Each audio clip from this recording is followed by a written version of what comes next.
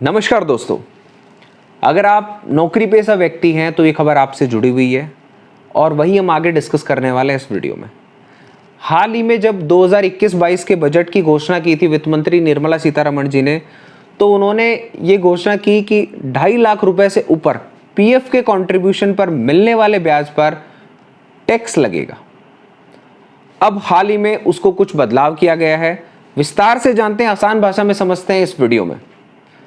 जी हाँ दोस्तों, अब तक की अगर हम बात करें तो ये प्रोविजन था, किसी भी तरह के पीएफ के कंट्रीब्यूशन पर, चाहे वो कितना भी अमाउंट हो, किसी तरह का कोई टैक्स नहीं लगता था मिलने वाले ब्याज पर।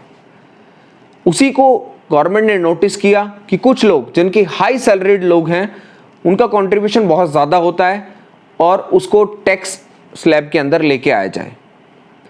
इसी को लेके निर्मला सीतारमण जी ने जब बजट की घोषणा फरवरी में हुई 2021 में, उन्होंने कहा कि जो भी लोग 2.5 लाख रुपए से ऊपर कंट्रीब्यूशन करेंगे उस पर जो ब्याज आएगा, ब्याज पर लगेगा टैक्स।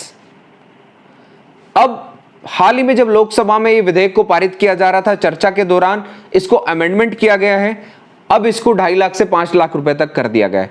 यानी कि अगर हम बात करें 5 लाख रुपए से ज्यादा कंट्रीब्यूट अगर आप कर रहे हैं पीएफ में और उस पर जो ब्याज मिलेगा उस पर आपको टैक्स देना होगा। 5 लाख रुपए तक के कंट्रीब्यूशन पर मिलने वाले ब्याज पर किसी तरह का कोई टैक्स नहीं देना होगा। एग्जाम्पल के साथ इसको हम आगे समझते हैं। ABCD 4 एग्जाम्पल के साथ मैं आपको समझाता हूं क्या रहेगा ये मिलने वाले ब्याज और टैक्स का पैटर्न। सिंपल सा इस स्लाइड के माध्यम से मैं आपको समझाता हूं। आपको समझाने के लिए मैंने यहाँ पे ABCD 4 एग्जाम्पल लिए हैं। सबसे पहले ए एग्जाम्पल को समझते हैं, यानी कि फर्स्ट ए एग्जाम्पल है। यहाँ पे पीएफ वेज यानी कि 10 लाख रुपए का सैलरी है एनुअल, उसकी कंट्रीब्यूशन उसका 12% है। यानी कि इसका एनुअल जो इसकी इनकम है 10 लाख का 12% यानी कि 1,20,000 रुपये उसका एम्प्लॉय का शेयर है पीएफ में, और वो 1,20,000 रुपये टैक्स फ्री लिमिट है फॉर इंटरेस्ट, तो वो 1,20,000 रुपये कंप्लीट टैक्स फ्री है। सो टैक्सेबल लिमिट कितना हो गया, 0 हो गई। टैक्स फ्री इंटरेस्ट कितना मिलेगा, 8.5% के हिसाब से अगर इसको कैलकुलेट करें। इसकी कैलकुलेशन का ऑल्दो तरीका कुछ अलग ही रहता है, बट एक जनरल सा कैलकुलेशन ले लेते हैं, 10,200 रुपये। सो टैक्सेबल इंटरेस्ट कितना हुआ, कोई टैक्सेबल नहीं हुआ। जो इंटरेस्ट मिला वो हमारा अकाउंट में चला गया, किसी तरह का टैक्स नहीं लगा फर्स्ट एग्जाम्पल में।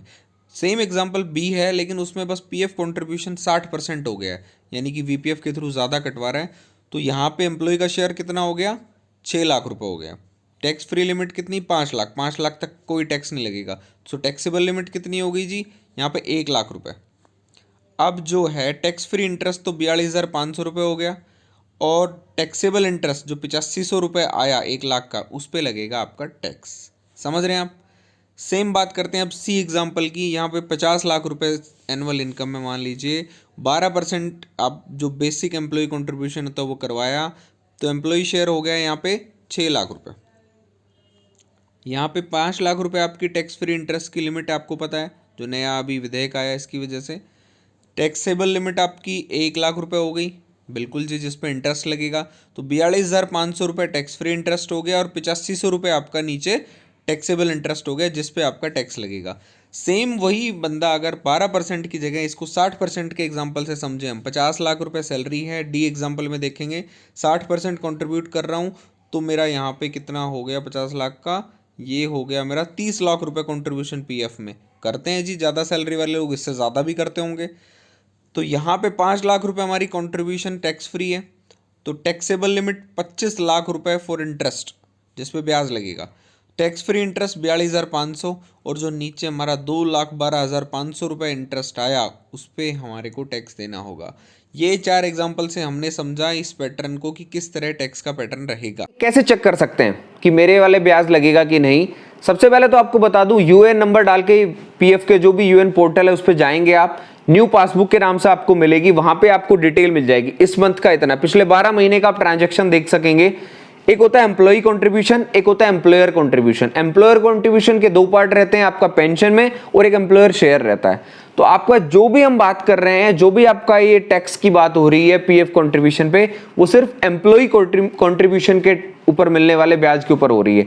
यानी कि जो आप कंट्रीब्यूट कर रहे हैं उसकी बात हो रही है, क्योंकि आप तो कितना भी कंट्रीब्यूट कर सकते हैं। बेसिक का 12% तो आपका एम्प्लॉयर भी करता है, आप भी करते हैं। आप थ्रू जीपीएफ, वीपीएफ आप जितना मर्जी इसको कंट्रीब्यूट कर सकते हैं, 40%, 50%, 60, 70, 80%।